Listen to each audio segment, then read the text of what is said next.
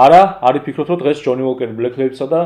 ბალვენი დაბლვუდ 12 წლიანს შევადარებთ ერთმანეთს. ეს უბრალოდ საჩვენებლად არის, დღეს ვისაუბრებთ სინგლ მოლტებსა და ბლენდით ვისკიზე. გამარჯობა, მე გიორგი ნადარაია ვარ, თქვენ კი დისტილერიას უყურებთ. აქ ვისკისა და სხვა მაღალალკოჰოლურ სასმელებს განვიხილავთ. თუ ჯერ არ გამოგიწერია დისტილერიის YouTube-არხი, მაშინ გთხოვთ, რომ ეხლავე დააჭიროთ გამოწერის ციფრულაკს და ასევე ღილაკის გვერდით არსებული ზარის ნიშანიც მონიშნეთ იმის, რომ შემდეგში დროულად მიიღოთ შეტყობინებები ახალი ვიდეოების შესახებ. გარდა ამისა, გვაქვს Facebook გვერდი, Instagram გვერდი და Facebook ჯგუფი, ჯგუფს ეწოდება დისტილერიის მეგობრები, ყველა ბოლოს ნახავთ ვიდეოს აღწერაში. როგორც უკვე გითხარით, დღეს არ ვაპირებ ამ ორი ბოთლის შედარებას, ვაპირებ ამ ორი კატეგორიის შედარებას, ანუ სინგლ მოლტისა და ბლენდით ვისკის შედარებას. ეს ორი კატეგორია არის, რომელზეც ძალიან ბევრი ადამიანი საუბრობს, ზოგადად ვისკის მოხვალეთა სამყაროში გავრცელებული არის ამ სფეროზე, ისე კამათი, ან მსჯელობა და ხშირად არის ხოლმე, რომ ზოგიერთი მიანიჭებს უპირატესობას ერთს, ხოლმე მეორეს, უმეტესად მაინც სინგლ მოლტებს ანიჭებენ ხოლმე უპირატესობას და სწორედ ამაზე მინდა დღეს ვისაუბრო, მართლაც ასეთი ცუდი არის თუ არა ბლენდ ვისკები და მართლაც ასეთი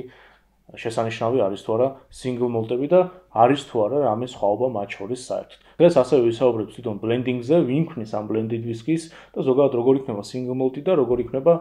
ბლენდით ვისკი, კლასიკური ბლენდით ვისკი და საერთოდ ვინ დგას ამ ყველაფრის უკან და როგორ იქნება ეს ყველაფერი და რა მნიშვნელობა აქვს ამ ადამიანებს, ვინც სწორედ ამ ვისკებს ქმნიან. სანამ გადავალ ამ მსჯელობაზე, მანამდე მოკლედ განმარტავ ორივე კატეგორიას. ბლენდით ვისკი უკვე სახელიდან გამომდინარე გვეუბნება, რომ ეს არის ბლენდით, ანუ შერეული ტიპის ვისკი, ეგრეთ წოდებული კუპაჟირებული ვისკი, სადაც სხვადასხვა დისტილერიების სხვადასხვა ტიპის ვისკები არის ერთმანეთთან შერეული. მაგალითისთვის შეიძლება იყოს ქერისალაოსა და სხვადასხვა მარცვლეულის ვისკების ნაზავი. აქ არის დაახლოებით 40, შეიძლება უფრო მეტი ვისკი ერთმანეთთან შესავალი და შესაბამისად იქმნება სწორედ ესეთი ბლენდით ვისკი, ჯონი უოლკერი ბლეკ ლეიბლი ამ შემთხვევაში. აქ კი გვაქვს სინგლ მოლტი, რომელიც არის მხოლოდ და მხოლოდ ერთი დისტილერიის ქერისალაოს ვისკი. ანუ ერთ დისტილერიაში დამზადებული ქერისალაოს ვისკს შეიძლება ეწოდოს სინგლ მოლტ ვისკი, რაც სრულად რო გავშიფროთ, იშიფრება როგორც სინგლ დისტილერი მოლტ ვისკი. შესაბამისად არის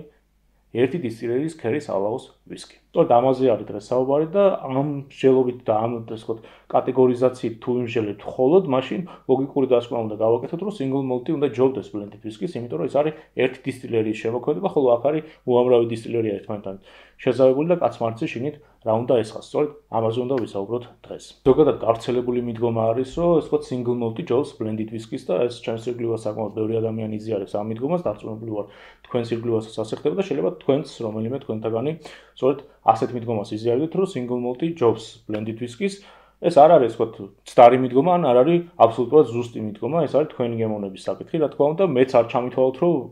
თვლი რომ ბლენდით ვისკი ჯობს სინგლ მოლტს ან პირიქით. ორივეს თავისი პლუსი და ორივეს თავისი მინუსი აქვს. მინუსები ალბათ არცეც არ აქვს, მაგრამ პლუსი ორივეს აქვს თავისებური. საქართველოში სამწუხაროდ ამ მიდგომის საკმაოდ გამძაფრებული ფორმა გვხვდება ხოლმე ალკოჰოლის მაღაზიებში, როდესაც შედიხართ მაგალითად ალკოჰოლის მაღაზიაში,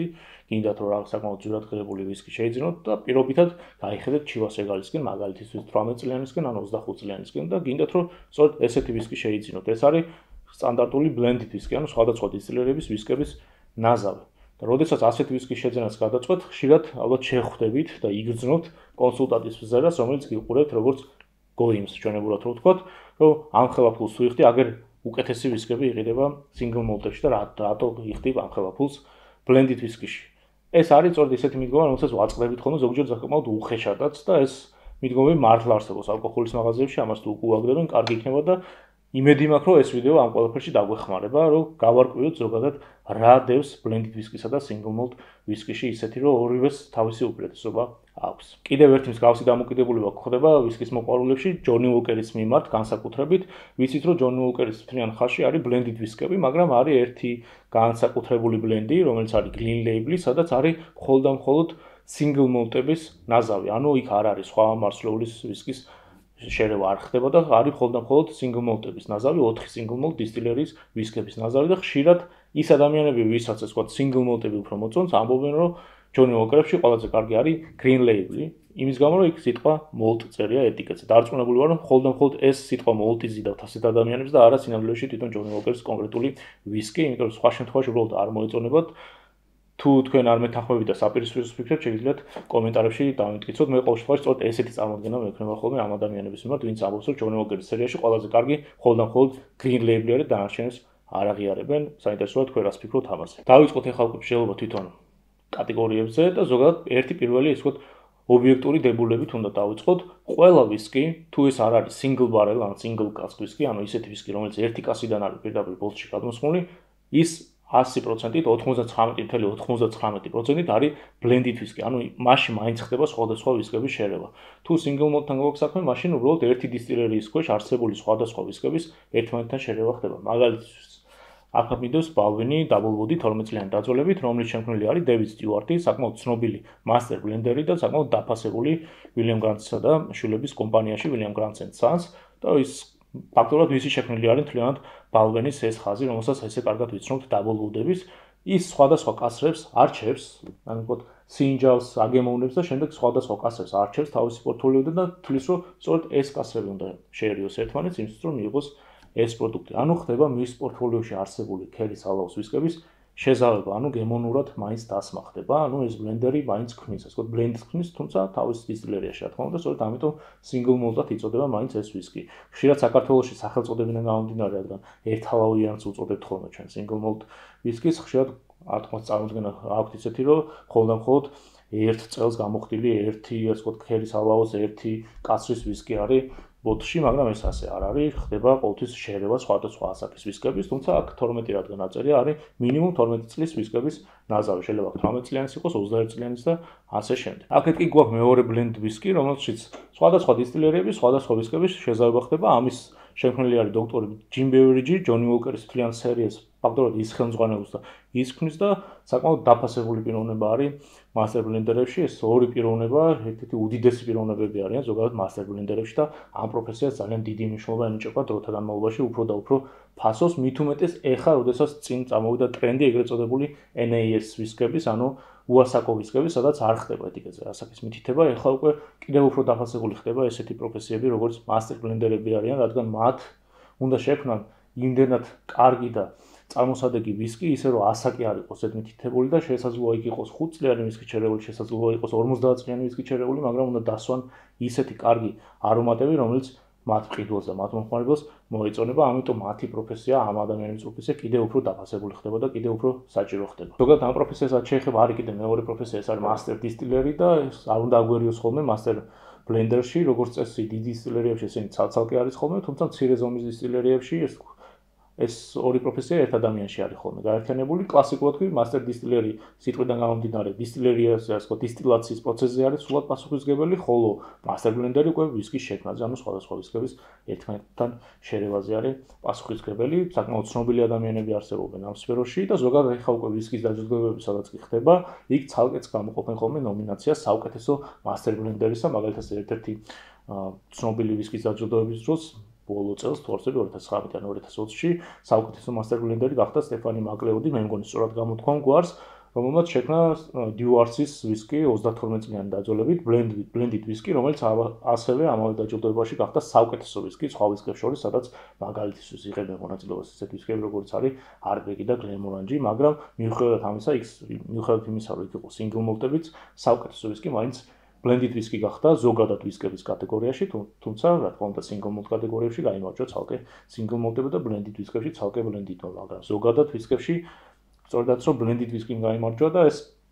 შეიძლება ითქვას, რომ ერთ-ერთი შემოbrunებითი ეტაპად შეიძლება მოინახულოს ვისკის სამყაროში, როდესაც blended whisky-ს ისევ და ისევ უბრუნდება ძველი დიდება, იმიტომ რომ თავდაპირველად სწორედ blended whisky-ები იყო, ასე ვთქვათ, ნომერ პირველი ვისკები და შემდეგ უკვე ბოლო, ასე ვთქვათ, 50 წელი არის, რაც single malt-ებმა, ასე ვთქვათ, წინ და წინ წამოიწეს და დაიწყო single malt-ების ერა, მაგრამ ეხლა სავარაუდოდ ისევ უკან ბრუნდებით და blended whisky-ების ერა იწყება და საკმაოდ საინტერესო არის ეს მიმდინარეობა ზოგადად ვისკებში. დაჯილდოებებს რო შევეშოთ, ახლა მნიშვნელობა არ აქვს რაღაც დაჯილდოებები, ახლა შეიძლება გამოვლინდეს რაღაცა ვისკი, ეს ვიღაცისთვის რაღაცას ნიშნავს, ვიღაცისთვის არც არაფერს ნიშნავს, თუმცა არსებობს რაღაც დაჯილდოებები, რომელსაც წონა აქვს, თუმცა ყველა დაჯილდოებას მსგავსი წონა ვერ ექნება, მაგრამ ზოგადად რომ გქონდეს, ამას უბრალოდ ვიყენებ იმისთვის, რომ დაგანახოთ ნათლად თუ რა მნიშვნელობა აქვს blended whisky-ს და რამდენად კარგი შეიძლება იყოს blended whisky-ები, მათ შორის ჯონი უოლკერის black label-ი საკმაოდ კარგი blended whisky არის, მე საკმაოდ მიყვარს და ჩემი ერთ-ერთი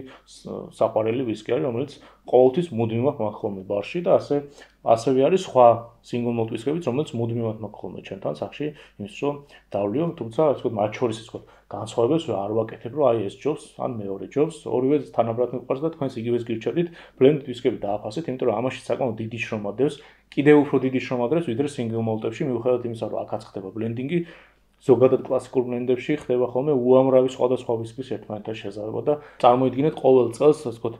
ეს ვისკები რაც კი მოვიდა, ასე ვთქვათ, ზუსტად იგივე გემო უნდა დასვას მასტერ ბლენდერმა იმ მარაგებიდან, ანუ ყოველწლიურად ერთი და იგივე გემო უნდა დასვას ყოველთვის ვისკის და ეს რომ დავშვით ერთხელ რომ გასინჯავთ, მეორე გასინჯავზე სხვა გემო არ დაგხვდეთ და იყოს ეს ვთქვათ, ზუსტად იგივე გემო რაც გახსოვდა. თუმცა რა თქმა უნდა, წლების განმავლობაში ეს გემოები იცვლება, ზოგჯერ იცვლება იმის მიხედვით თუ მომხმარებლების გემოვნებას ითვალისწინებენ და ამის მიხედვით იცვლება, ზოგჯერ ვისკის მარაგებზეც არის დამოკიდებული, მაგრამ ეს ვთქვათ 10 წლიანი, 15 წლიან პერსპექტივაში როგორც წესი ეს გემოვნური თვისებები ერთნაირი არის ხოლმე და სწორედ ამაში არის დიდი შრომა მასტერ ბლენდერის და სწორედ ეს არის დასაფასებელი. ეხლა ჩამოვთვლი რამდენიმე ცნობილ მასტერ ბლენდერს, რომელიც საკმაოდ დასაფასებელი არის, დოქტორ ჯიმ ბევერიჯი და დევის სტიუარტი უკვე ჩამოვთვალე, რომელიც საკმაოდ ცნობილი არის, სტეფანი მაკლეოდის უკვე გითხარი, თუმცა არის კიდე მაგალითად დოქტორ რეიჩელ ბერი, რომელსაც მე ძალიან ვაფასებ, რომელიც მუშაობს ბენრიახის დისტილერიაში თქმის, მაგალითად გლენდრონახის ვისკეს ძალიან კარგ ვისკეს, მაღალი ხარისხის ვისკეს ქმნის, single malt-ები არის, თუმცა იქაც როგორც ბლენდერი ისე მუშაობს და სხვადასხვა კასრებს არჩევს და შემდეგ ქმნის საუკეთესო ვისკის, ერთ-ერთ საუკეთესო ვისკის ნამდვილად გლენდრონახი, ვისაც გაგისინჯავთ, ამაში ნამდვილად დამეთანხმებით. ასეთი ცნობილი არის მაგალითად ბრაიან კინსმანი, რომელიც მუშაობს გლენფიდიხის დისტილერიაში, იგივე ვილიამ გრანტსისა და შვილების კომპანიაში, სადაც არის ბალვენის, თუმცა ის მუშაობს უფრო მეტად გლენფიდიხზე. მისი შექმნილი არის ასევე ისეთი ვისკი, რომელიც არის single malt ვისკების ნაზავი monkey shoulder-ი, მაგალითად რო ავიღოთ. ეს ვისკი მთლიანად მისი შექმნილი არის, ამის სტანდარტული ვერსიაც ბრაიან კინსმანის შემოქმედება არის და მოკლედ საკმაოდ ცნობილი ადამიანები არიან, რომლებიც ქმნიან ამ ვისკებს და კარგი იქნება სწორედ ვიცნობდეთ მათ და სწორედ ამისთვის გავაკეთე ეს ეპიზოდი. ასევე ძალიან ცნობილი ბლენდერი არის მაგალითად რიჩარდ პატერსონი, რომელიც ალბათ ყველა მიცით, შეიძლება სახელი და გვარით არ იცნობდეთ, მაგრამ ვიდეოები მაინც გექნებათ ნანახი, ოდნავ თუ გიყვართ ვისკი, მაშინ ეს ვიდეოები გექნებათ ნანახი, ცნობილი ადამიანი, რომელიც ეს ჭიქაში ასხამს ხოლმე თავის დაუმორს და შემდეგ მოასხამს, ეს მოისვრის, სწორედ ეს ადამიანი არის ერთ-ერთი ცნობილი, მას მეძებნად სახელად ცხვირსაც ეძახიან ზინოულს და მისი ცხვირი დაზღვეულიც კი არის რაღაც 2 მილიონით თუ უფრო მეტით. კლასიკურ ბლენდებს რო დაუბრუნდეთ, ანუ სადაც სხვადასხვა ტიპის ვისკები არის ერთმანეთთან შეზავებული, მაგალითად ჯონი უოლკერთან ერთად ერთ-ერთი ცნობილი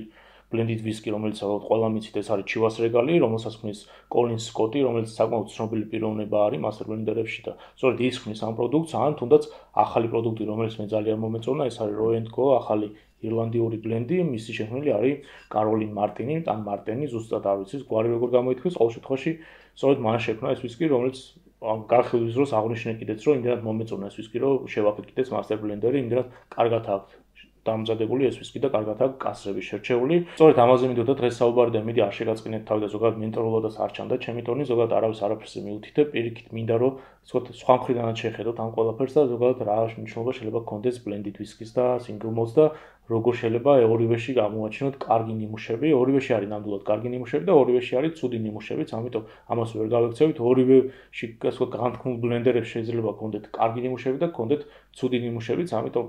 ეს ჩვეულებრივი მოვლენა არის, ამიტომ არ უნდა გადაუსვათ ერთს ან მეორეს ხაზი, ორივეთი უნდა დავთქვეთ, სწორედ ამას მოგიწოდეთ თქვენს და ბლენდებს მიუბრუნდით ხოლმე ხშირად blended whisky-ები დალიეთ, იმიტომ რომ საკმაოდ კარგი ნიმუშები არის ხოლმე blended whisky-ებში და ხშირად გრჩება ხოლმე ის თქო თვალსაჩინოს მიღმა და როდესაც მხოლოდ single malt-ებზე ვართ ასე თქო გადასული, შემდეგ უკვე გვავიწყდება blended whisky-ის ხიბლი რა არის და რამდენად მნიშვნელოვანი არის ეგ სხვადასხვა გემოების ერთმანეთთან ისე კარგად დასმა, რომ სასიამოვნო იყოს whisky-ის დალევა ნებისმიერ დროსა და ნებისმიერ გარემოში. თქვენ რას ფიქრობთ ზოგადად ამ საკითხზე, მოგწონთ თუ არა blended whisky-ები ან single malt-ები, რომელი უფრო მოგწონთ, რომელ კატეგორიას უფრო ხშირად მოიხმართ ხოლმე, საინტერესო არის დაწერეთ კომენტარებში და რას ფიქრობთ ყოველი იმაზე, რაც ვილაპარაკე ამ ვიდეოში, მეთანხმებით თუ არა მოსაზრებებში, თუ საწინააღმდეგო გქონთ, ამაზეც შეგვიძლია ვიმსჯელოთ და გავშალოთ მსჯელობას სწორედ ამაზე კომენტარებში. იმედია მოგეწონათ ეს ვიდეო, თუ მოგეწონათ პირველ რიგში უნდა დაუწეროთ ვიდეოს ლაიქი, შემდეგ გაუზიაროთ მეგობრებს, ასევე კომენტარებიც არ დაიშუროთ. თუ ჯერ არ გამოგიწერიათ დისტილერის ვიბარხი, მაშინ გთხოვთ რომ ეხლავე დააჭიროთ, გამოწერეთ დიალოგს და ასევე ღელაკის გქონდეთ დასასრული ზარის ნიშანის მონიშნეთ, იმის რომ შემდეგში დროულად მიიღოთ შეტყობინებები ახალი ვიდეოების შესახებ. გარდა ამისა, გვაქვს Facebook გვერდი, Instagram გვერდი და Facebook ჯგუფი, ჯგუფს ეწოდება დისტილერიის მეგობრები, ყველაფერს ნახავთ ვიდეოს აღწერაში. აბა დროებით, გემშვიდობებით, მომავალ შეხვედრამდე.